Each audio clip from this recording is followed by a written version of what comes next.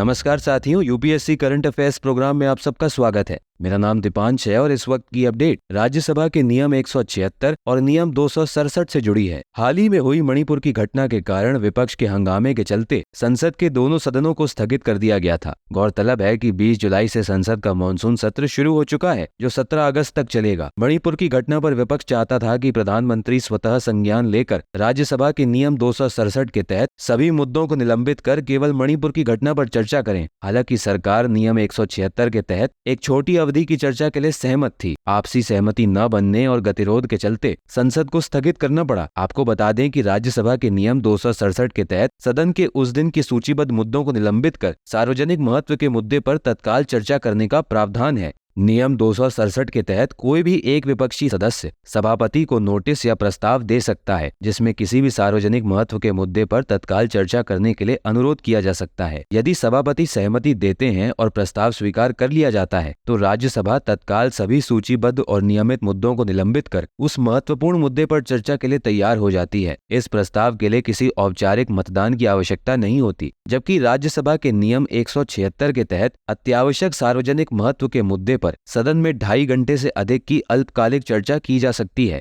साथ ही नियम 176 के अंतर्गत कोई भी सदस्य कम से कम 2 अन्य सदस्यों के हस्ताक्षर के साथ सदन के महासचिव को लिखित रूप में नोटिस दे सकता है। इस नोटिस में वह विशिष्ट मामला लिखा होना चाहिए जिसे सदस्य उठाना चाहते हैं। आपको ज्ञात होना चाहिए कि सदन के अध्यक्ष परिषद के नेता के परामर्श के बाद नियम 176 के अंतर्गत अल्पकालिक चर्चा के लिए समय और तारीख तय करते हैं।